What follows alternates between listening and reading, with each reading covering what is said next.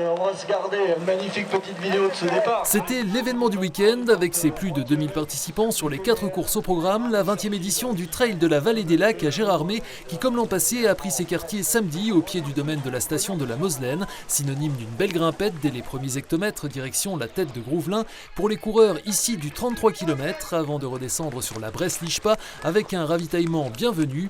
Manche du TTN, le Trail Tour national, ce format court avait attiré des coureurs venus de l'autre bout de la France, à l'image du Saumurois Éric Hérault, leader du classement général, largement en tête avant de se perdre et de rallonger son parcours de 5 km. Il finira 45e, laissant la victoire à son rival et dauphin, le Montpelliérain licencié à Alès, Adrien Chouchou, premier à couper la ligne en 2h52. Adrien Chouchou qui termine. Moi qui suis originaire de Saint-Etienne, j'aime le vert, donc ça allait très bien. Vraiment top. Après le balisage, je pense qu'on a manqué un peu de lucidité, donc on s'est perdu un peu, mais ça je pense que c'est de notre faute. En tout cas le parcours était magnifique, les Vosges, j'étais déjà venu pour une manche à Saint-Nabord, que j'avais eu la chance de gagner et là je regagne, donc je pense que les Vosges me réussissent relativement bien. Adrien Chouchou prendra part dans 2 semaines à la finale du TTN à Verzonnet dans la Marne. Deuxième à seulement 1 minute, le coureur d'Adol Joris Zuliani qui lui devrait remettre le couvert sur le Nordic Trail à la Bresse le 9 juillet. Sur le long format de 65 km et 3500 mètres de dénivelé positif qui emmenait les coureurs sur les crêtes et jusqu'en Alsace, victoire du Verdunois Frédéric Young en 7h07. J'ai bien géré ma course et la météo était avec nous, il faisait pas trop chaud au départ. J'aime pas trop la chaleur, donc ça m'arrangeait un petit vent frais sympa sur les sommets. Une vue magnifique et un balisage parfait, donc une super journée. Deuxième de ce grand format, le Saulx-sur-Yon Lambert Clément, ici à l'image. Troisième, le Déodacien Lucien Thiebaud. Et superbe performance de la première féminine, la Strasbourgeoise Juliane Vibert, 10e du scratch après 8 heures de course.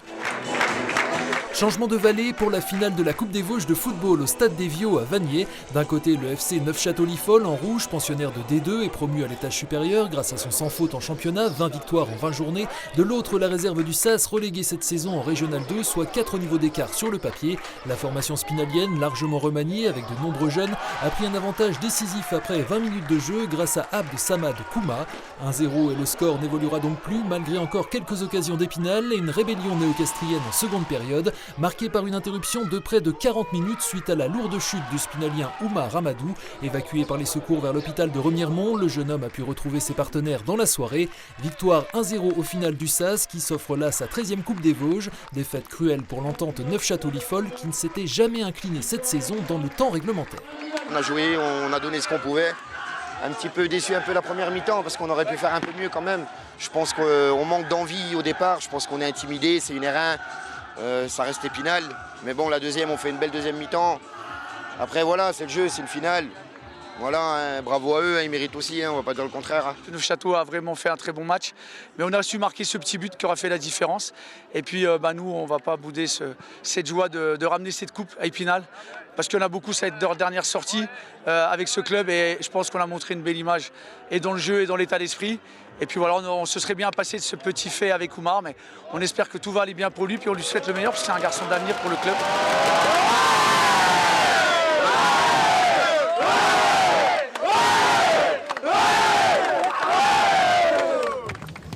Direction l'hippodrome de Vittel cadre tout ce week-end du Grand National, le championnat de France de concours complet qui a réuni près de 250 cavaliers, dont 26 dans la catégorie professionnelle. Première étape pour ces derniers d'une sélection pour Paris 2024 à moins de 400 jours des Jeux désormais. 3 épreuves au programme, dressage, cross et enfin CSO, concours de saut d'obstacle dimanche où le cavalier Nicolas Touzin et sa monture Absolute Gold HDC ici à l'image ont su préserver leur avance. Le champion olympique 2004, médaillé de bronze par équipe en 2021 qui compte 6 jeux à son actif, elle a décroché son 5e titre de champion de France. Karim Lagouag, ici sur Triton Fontaine, champion olympique par équipe en 2016, a lui pris la 2e place. Jean-Loup Bigot et Utrio du Halage montant sur la dernière marche du podium. Le staff de l'équipe de France attendra la grande compétition d'Aix-la-Chapelle ce week-end pour donner sa sélection de 6 cavaliers pour les prochains championnats d'Europe. 3 seulement représenteront notre pays au JO de Paris 2024. En motocross, alors que le pilote de Dogneuville, Romain Fèvre, a renoué avec la victoire en championnat du monde MXGP après 22 mois de disette en remportant le Grand Prix d'Indonésie, le terrain où il a fait ses débuts, le circuit du Fort de Jessé, a accueilli une manche du championnat Alsace-Lorraine ce dimanche, une épreuve de retour après un an d'absence et qui a souri aux locaux du motoclub spinalien, Guillaume Clodon remportant la catégorie des 450 cm3. En 250, grâce à ses 2 podiums sur les 2 manches, Alexandre Parmentier a pris la tête du classement général du championnat. Prochaine manche à Beach en Moselle le 2 juillet.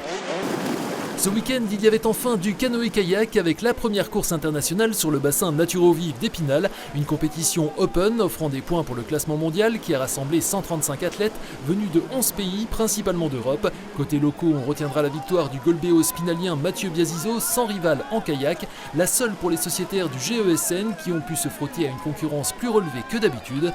Nous y reviendrons plus largement ce lundi soir dans l'émission Côté Sport avec le séiste Hugo Latimier, également invité Stéphane Brognard pour un débrief de sa dernière aventure, la roulette russe, sans oublier Valérie Tuaillon de Vosges Matin, première diffusion à 19h.